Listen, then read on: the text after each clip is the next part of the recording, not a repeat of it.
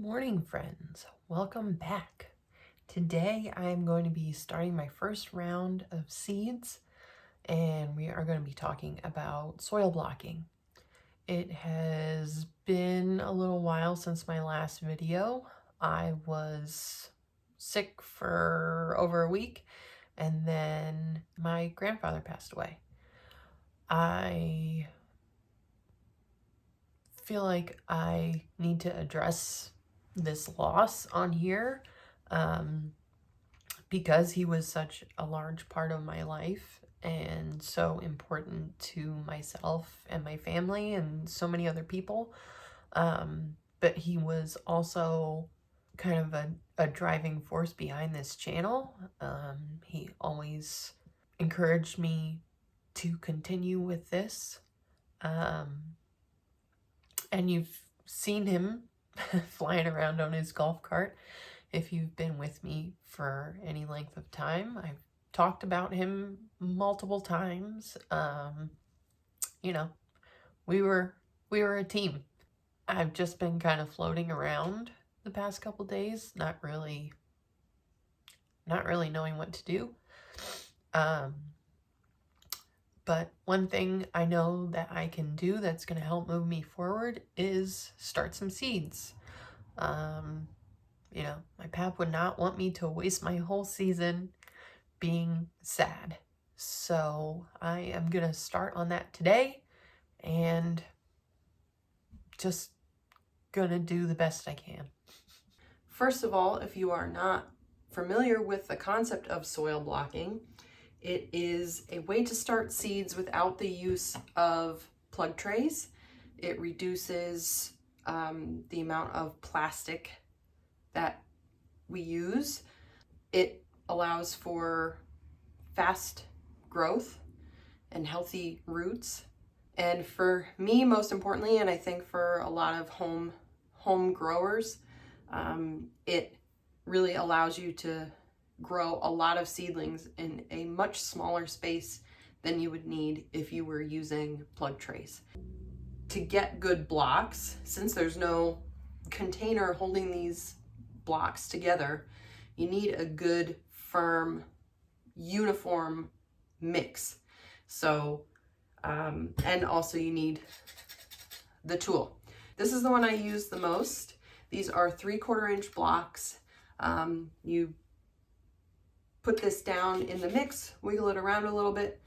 All these wells fill up with soil, and then you just push it out onto a tray. For trays, I have a couple different options that I use. This is just a styrofoam, like a meat packing tray. I don't like styrofoam. However, I have been using these for many years at this point. And at the end of the season, I just clean them off and they're ready to go. A more durable option would be cafeteria trays. You can fit a lot of blocks on here. So I know for a fact, just off the top of my head, on this tray, it's a small tray.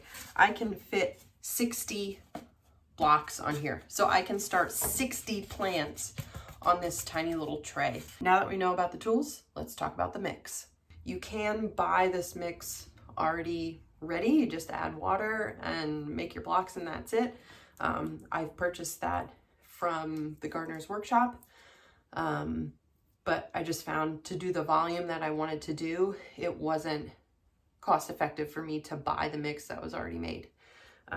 So I found another recipe. I believe I found it from Blossom and Branch Farm. I'm honestly not sure at this point, and I've tweaked it a little bit, so I don't know. But what we need for this mix that I use is coir. So this comes in a brick. It's a good binder and a peat alternative. All you have to do is hydrate it.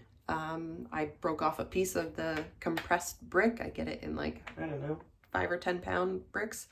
You hydrate it, let it sit overnight, and now it's nice and fluffy. Greensand. This Greensand does give some nutritional benefits to the seedlings, but also it acts as another binder. Potting soil.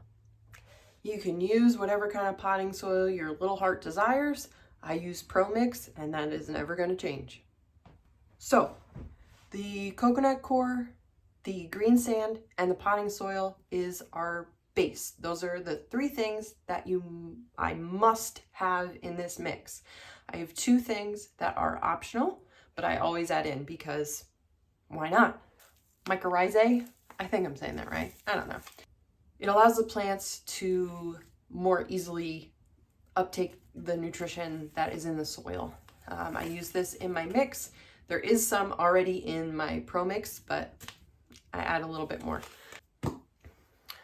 Ground cinnamon. We're not baking, we're making soil blocks.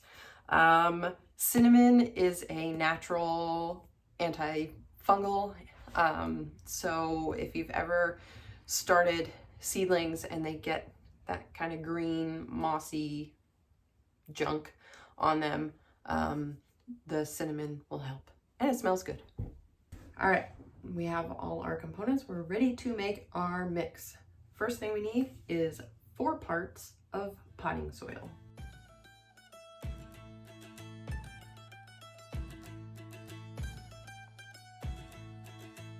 1.5 parts cocoa coir.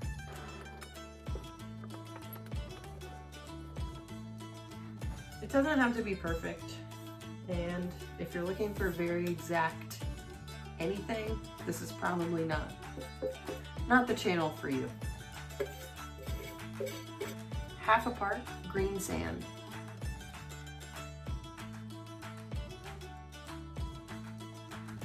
Cinnamon, I just go by feel. With the mycorrhizae, this is a pretty big batch, so I'm going to do 2 scoops, and this is just the scoop that was included in the package.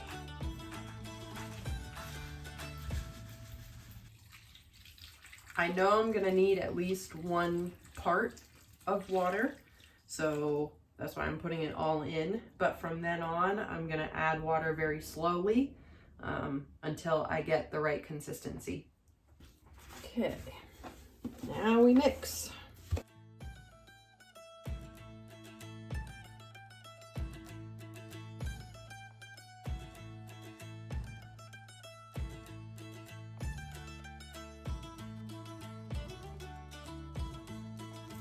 I think we're pretty close. So the consistency you're looking for is basically a mud pie. You want to have a little bit of water coming out when you squeeze, but it holds together, you know, unless obviously if I break it up. It's important to note that, especially for these small blocks, if you have any type of debris in your potting mix, like sticks or just weird chunks like that or whatever, you want to pick those out. I know some people will sift the potting soil to get those chunks out.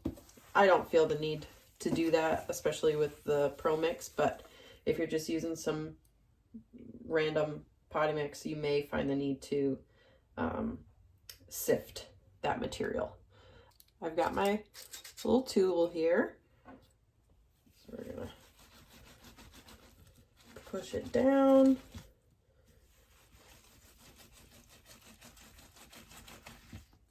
Wiggle it. Now we scrape it off so it's kind of flat on the bottom. Let's see if I did this right. So I'm pressing down, lifting up, and then you lift away. And then you have your little blocks. So these are kind of the size of a sugar cube, okay? So that's a good test. You should be able to pick these up individually, okay? It's hard to see on the smaller ones, but there is a small indentation, a dibble, which is where you would place your seeds. I'm gonna fill up the rest of this tray and then we will get some seeds.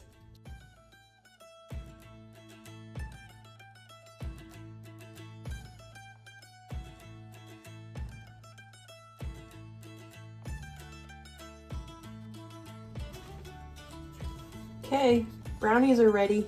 Now that I've got my blocks set on my tray, I am going to use these groups to seed some snapdragons.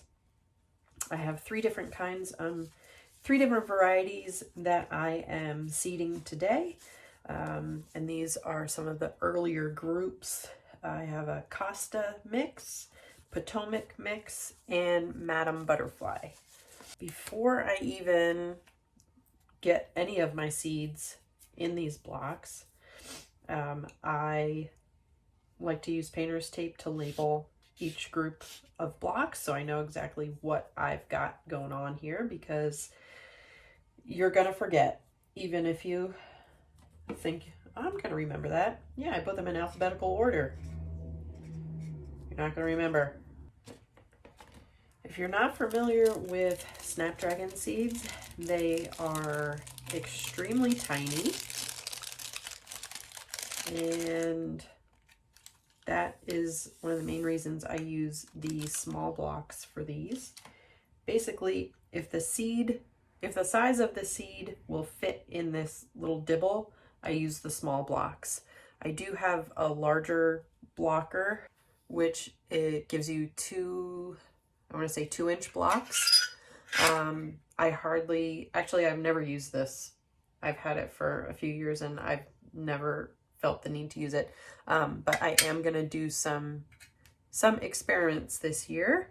I'm gonna start a couple things that I would normally do in small containers. I'm gonna try in the larger blocks. And if you can see that, the black part in there, that space would actually accept one of these small blocks. So for potting up purposes, you could just pop the small block into a larger block and that would take care of your potting up. I'm going to work from right to left because I'm left-handed. And from there,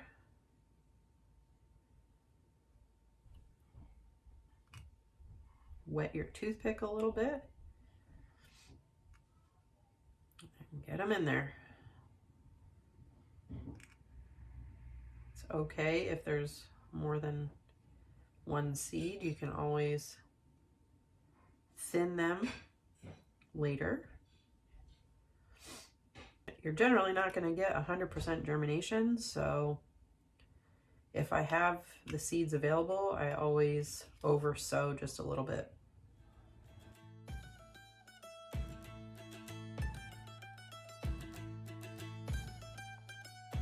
Another thing I do is I write down the number, when they were sown, what was sown, and what they were sown into. So these are into the 3/4 inch block. And this will allow me to kind of specifically track my germination rate also, which obviously is not something that everybody needs to do, but it's a piece of information I like to have.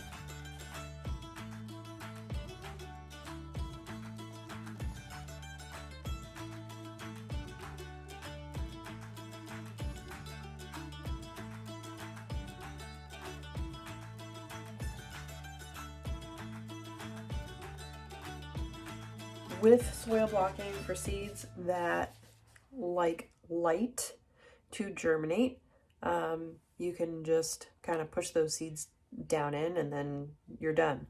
I am gonna put a very fine layer of my potting soil over the top of these. So they're still gonna have light to germinate, but it helps to maintain the moisture a little bit. All of my soil blocks are seeded, and now they will go onto a heat mat, and then once I've got 50% germination, they will come off the heat and move under the lights. In my next video, I will go over my setup for my heat mats and my lights and all that. I just got a new a big rolling rack, which I'm really excited about. So we'll talk about all of those things next time. I hope that this was helpful for you, and if you were not familiar with soil blocking before, maybe you are now, and maybe you'd like to give it a try. It's definitely something that takes practice. Not every block is going to be perfect whether you've done it once or 100 times. But it is something that works for me for a lot of reasons. And that's not to say that I'm a purist. I definitely use plug trays later on in the season. It's just for these early things, it saves so much space and allows me to do so much more and fit so much more into my growing space. Again, thanks for joining me today, and I hope to see you next time on Hawn Acre.